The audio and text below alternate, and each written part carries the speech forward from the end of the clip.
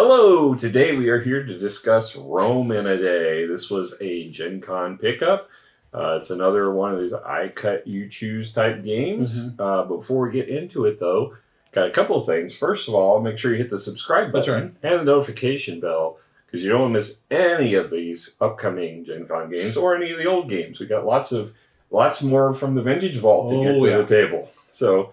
But the other thing I'm super excited about is I ordered something. It was a surprise for Miranda and Robert, and super cool. Just came in. So they have this thing on Funko now where you can actually customize yourself as a thing. As your own Funko. I made the Legends of Nerdvana Funkos. So here's a picture. Here's me. I got my sunglasses on because I always have to have it dark.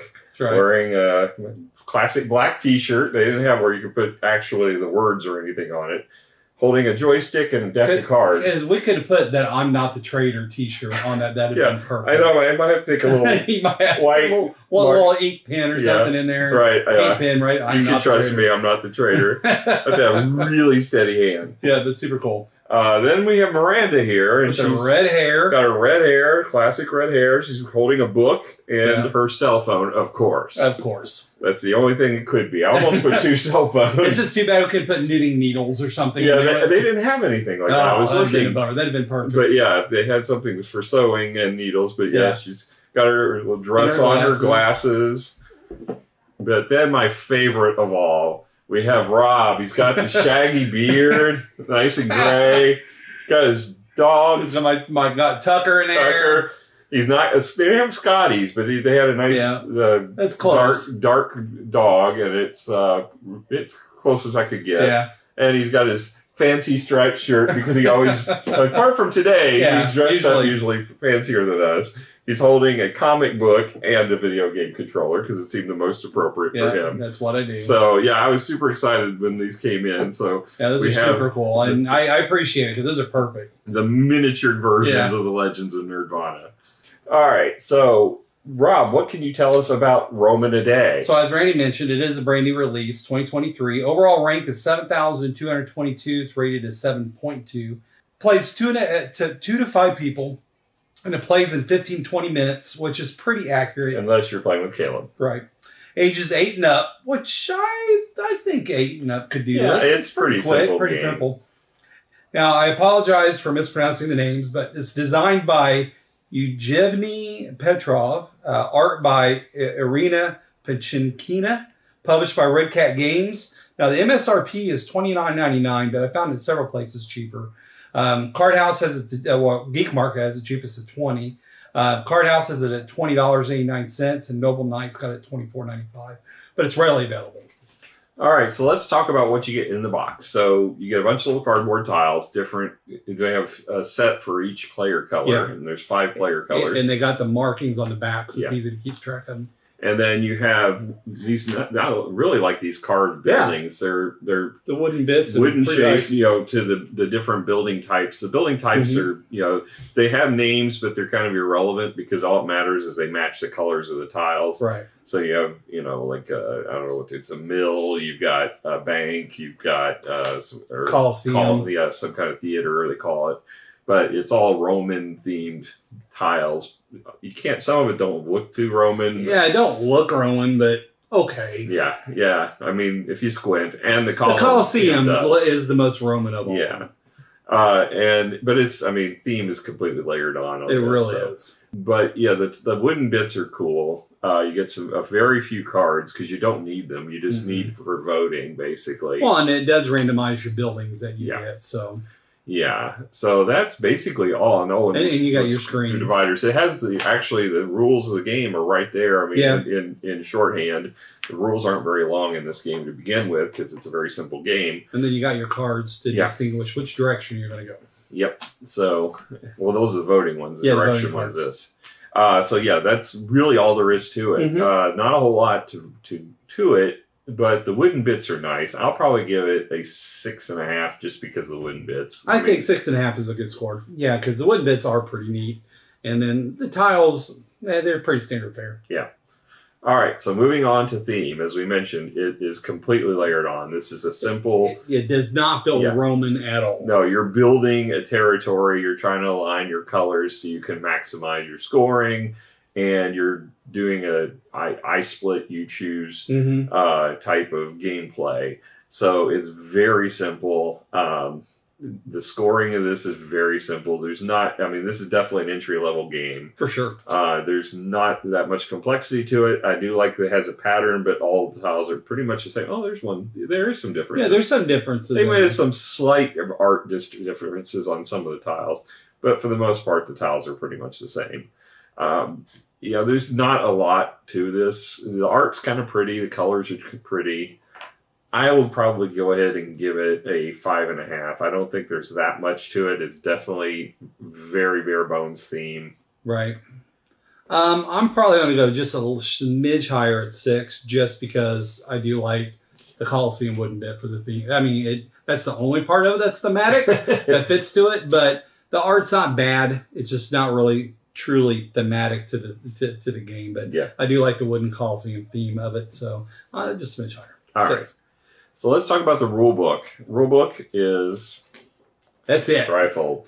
Which he hates. I do not like trifolds. I like to rather have a book, but it's a very simple read. It's 4 pages long. It says, well, that's interesting. Including the back would be 4. No, that should be 5. It's got to be 6. Because you don't count the cover. Yeah, it's 6 pages. I was going to say, there's no way it's 4 pages. It's a threefold. But the rules are very simple. Teaches you how to set it up very easily. Yeah. It took all of 2 minutes to learn how to play this game. It was super easy. It's, the book is laid out nicely and the game is so simple. Mm-hmm. I'm going to go ahead. I can't really take much off of this because there's not that much to it. I mean, I don't like the trifold. That's it. But still, it was very effective. Yeah. It taught you the game. I'll give it an 8. Yeah. 8's good. All right. And I didn't go to sleep. Yeah, well, you didn't have to because you didn't even hear the rules because there wasn't enough time. 2 minutes. All right, so let's talk about the gameplay. So you start the game out with a stack of your own color tiles, and they all are identified by the back of the tile. Shuffled, and you have a stack of them. Yeah, you're shuffling them, so you won't know what order they're going to come. And then you get 4 gems, which I don't know what they're supposed to represent in the game, but you want to collect them as many as you can without sacrificing that many tiles. So you're going to flip the top 5 of your tiles up, and you've got a card that tells you at the beginning of the game for each round what color buildings you're going to be having to assign to them. So you're going to flip the first 5 tiles, and the last 2 you flip, you're going to assign those 2 buildings that are for that row onto the last 2 tiles. But you get to pick which building goes on which tile. Right. So you can try to either set them so that they match colors, because the goal is to try to get your areas to have as many of those buildings adjacent as multipliers. Right. So you can put it on the color and then it automatically matches, or you can put it on a different color, at which point you have to line it up adjacent to match.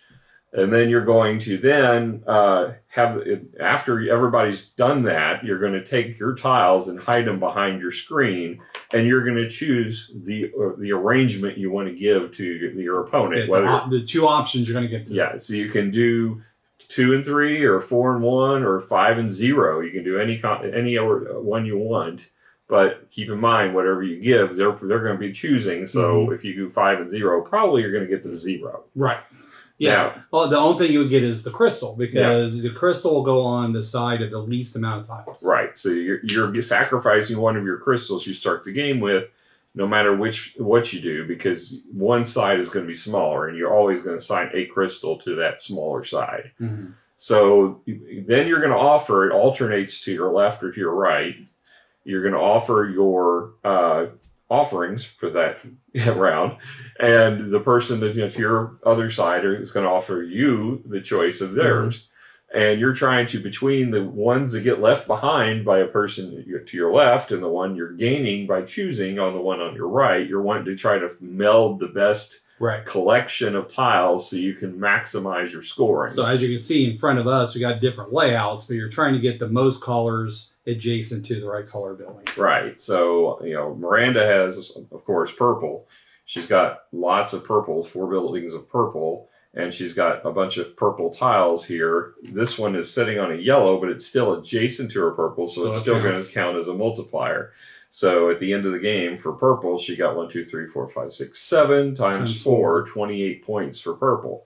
But that was pretty much most of all of her scoring. So you're wanting to get as many of those bonus buildings as you can, but they're only going to benefit you if you have the tiles to go with them. One thing we didn't mention is when you do get your tiles, you do get to kind of put them where you want them in the way you want to do them. But so even though they came to, they just have to be adjacent to score, but you could put them wherever you want on your map once you collect those. So so like if I had moved it just close adjacent to a red, that would have scored me double the amount of red points that I would have got. But once they're down, they're down. So after that round, you can't adjust them. They're in that position. So you may have cut off for a future round ways you could have scored points based on the tiles you previously played. Or vice versa. If you're lucky enough, you might be able to connect and score even more points. Yep. So that's pretty much it. At the end of the game, you get points for each color that you got times the multipliers, and you get for the gems that you have left behind at the end of the game, you get victory points, which if you could get all 8, you get 31 points. Yeah, you can get 31 points if you just went for taking the smaller stack strategy the whole game. Which I tried doing that, and it would have worked out to my advantage if Caleb would have picked the right stack, because I would have been able to score more on my board plus got the maximum number of points. But he hate drafted me and blocked me. So that's the other thing is you've got to be cognizant of not what's helping you, but what is going to help the opponent that's next to you, is particularly when you're choosing how you select what is going to go into your offering, because you don't want to give up a whole bunch of points to your opponents, but you also want to make it attractive enough that they maybe ignore what you want. Right. So there's strategy in that. Yeah. So and that's the part that makes the game interesting. Yeah. So is that part right there. Because I mean, most all of these you choose. It's that simple. There's not much to it beyond that. We just recently reviewed The Great Split, and we almost loved that. We almost didn't purchase it, and then we played it and we loved it. So I was on the fence about even buying this one, but it's a Roman theme, and I can't pass up Roman theme. Oh, we thought it was Roman theme. Well, it is technically a Roman theme game. Now, do I feel like I should have bought this? I probably, if I'm going to pick between Great Split and this, I would probably pick Great Split most of the time. Although this one has a niche in the sense that it is a quick game. This is more portable. You could easily throw this into a bag and carry it with you. I guess. But I took it with me to Universal this past week, so we didn't end up playing it, but I did punch it and everything while I was down there. It is easily portable, and it's a quick 5, 10, 15-minute filler game. Yeah. It's something like while we were waiting for a plane, we could have played for this game. And whereas Great Split, it's going to take a lot more. It's still not that long of a game. Right. It's not that advanced, but it's going to take more setup time. If you got new people, it's going to take you longer to teach it. Whereas this one, there's less to it. I would prefer Great Split to this one. Definitely. As far as if I was only going to pick one you choose game, that would be the one I would probably pick. Now, as far as this one, I do think it has its place. I think it's a good entry-level game. It's a good quick game. If you're waiting for people to show up, I think it's a good choice. I'll probably give this a 6.5. I think that's where I'm at on it. Now, Miranda, she was of the same mindset as you. Yeah. She was around a 6.5 to a 7. Caleb didn't like it as much. Yeah. He was at a 5. Yeah. Now, I'm kind of in between. I thought it was very light, which is a good thing. I like that, especially since I like going to the local game shop to teach games to people. And those are generally the games that are best to take with me. But just overall, it was just okay. I wasn't too terribly impressed. So I think I'm in the middle. I think I'm at a 6. Okay. All right. Well, that's our thoughts on Rome in a Day. You know, if you've played Rome in a Day, give us your thoughts. If you actually taken in Rome in a Day, that'd be even more better, interesting. yeah. I'd love to hear how you did it. Especially if you're able to link landscapes with different buildings. Exactly. If you actually constructed Rome in a day, that would be amazing. Definitely tell us the story. Yeah, even if you make up a story about how you built Rome in a day, I would love to hear that too. Yeah, put that in the comments. So get as creative as you want. Yeah. So that's our thoughts. And what did you think? Let us know, and we'll talk to you next time. Bye. Bye.